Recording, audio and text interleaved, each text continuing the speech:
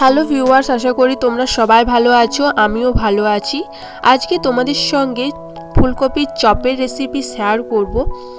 এর আগের দিনে ফুলকপির পকোড়ার রেসিপি শেয়ার করেছিলাম। তোমরা এখনো পর্যন্ত কেউ কমেন্ট করে জানাওনি যে তোমাদের ফুলকপির পকোড়া কেমন লেগেছে।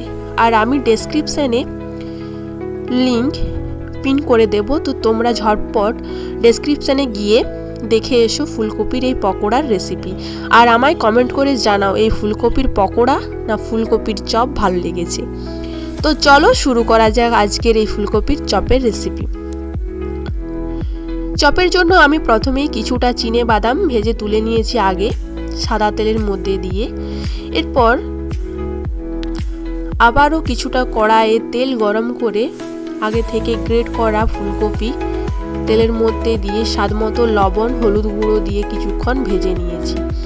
এরপর সেদ্ধ করা আলু কিছুটা দিয়ে জোয়ান মৌরি গোলমরিচ জিরে একসঙ্গে ভেজে নিয়ে গুঁড়ো করে নিয়ে এরপর ফুলকপির পুরের মধ্যে কিছুটা দিয়ে তার সঙ্গে টমেটো লঙ্কা আর চিনে বাদাম ভাজা দিয়ে কিছুক্ষণ নেড়ে চেড়ে আরও ভেজে নেব পুরটা। কিছুক্ষণ ভেজে নেওয়ার পর গরম মশলার কিছুটা গুঁড়ো দিয়ে নেড়ে চেড়ে নামিয়ে নেব পুরটা। পুর নামিয়ে পুর ঠান্ডা করতে দিয়ে একটি ব্যাটার রেডি করে নেব। কিছুটা কর্নফ্লাওয়ার, তার সঙ্গে কিছুটা বেসন, স্বাদমতো লবণ, লঙ্কার গুঁড়ো দিয়ে জল দিয়ে কিছুক্ষণের জন্য ভালো করে ব্যাটারটা মেখে নেব।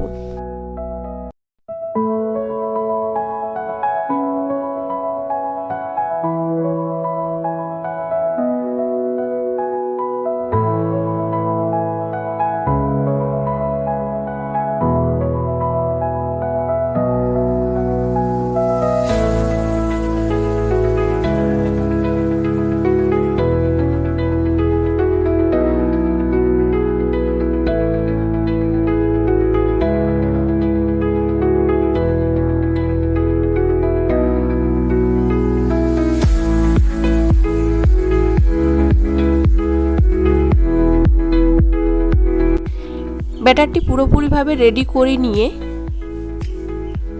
চপের জন্য যে পুরটা বানিয়েছিলাম এরপর চপের শেপ দিয়ে বেসনের মধ্যে চুবিয়ে সাদা তেলে এক এক করে ফুলকপির চপগুলো ভেজে নেব।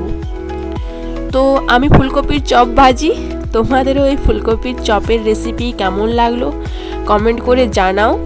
আর ভালো লাগলে আমাদের চ্যানেলটিকে সাবস্ক্রাইব করে বেল আইকনটি ক্লিক করে দিও নতুন নতুন রেসিপি মিনি ব্লগের জন্য।